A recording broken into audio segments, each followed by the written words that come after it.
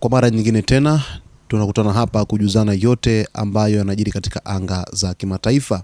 Taarifa kutoka kwa Wahuthi nchini Yemen wamethibitisha kwamba wameshambulia kiwanda cha Aramco nchini Saudi Arabia kwa droni. Nilikufahamisha tangu hapo awali kwamba kuna mzozo unaoendelea kati ya Wahuthi pamoja na makundi ambayo yanaungwa mkono na Saudi Arabia na Saudi Arabia yenyewe huko katika ukanda wa nchi ya Yemen. Kwa kiasi kikubwa sana mvutano huu unazidi kuongezeka, lakini hapa ni kujuza kuhusu taarifa hii ambapo Yemen imesema imefanya shambulio la ndege isiyo na rubani dhidi ya kiwanda cha kusafisha mafuta cha kampuni ya Saudi Aramco katika eneo la Jizan kusini mwa Saudi Arabia.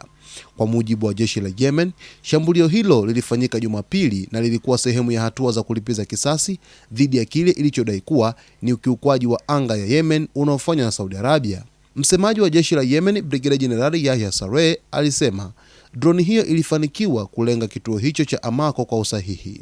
Saree alidai kuwa Saudi Arabia imekuwa ikitumia ndege zisizo na rubani za upelelezi na kijasusi kuruka katika anga ya maeneo ya kaskazini mwa Yemen, hususan katika majimbo ya Saada na Hajjah katika siku za hivi karibuni.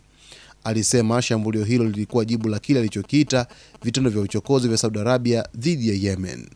Jeshi la Yemen limesisitiza kuwa operesheni hiyo ilitekelezwa kwa usahihi na ililenga moja kwa moja kituo cha mafuta cha Aramco katika eneo la Jizan.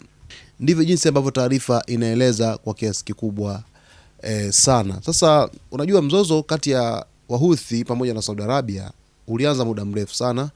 Nilikusha kupitisha kwenye hili kukuelezea kwamba kwa jinsi gani mzozo huu ulivyoanza, lakini walivyositisha vita, lakini pia hata hivi karibuni kuingia tena kwenye mzozo mwingine mara tu baada ya Saudi Arabia kuendesha operesheni zake za kijasusi za upelelezi katika anga ya nchi ya Yemen, lakini vile vile hata kushambulia uwanja wa ndege wa kimataifa wa Sanaa ili kuizuia ndege ya Iran kutokutua katika uwanja huo, jambo ambalo mvutano ulizidi kuongezeka kwa kasi kubwa, na mwisho wa siku tunaona hivi vita vimeanza kuibuka upya kwa kiasi kikubwa. Basi mtazamaji wetu, nitakujuza yote ambayo yanajiri katika anga za kimataifa. Cha msingi ni kuweza kuwa karibu nasi wakati wote kwa kusubscribe, kulike, kucomment pamoja na kushare.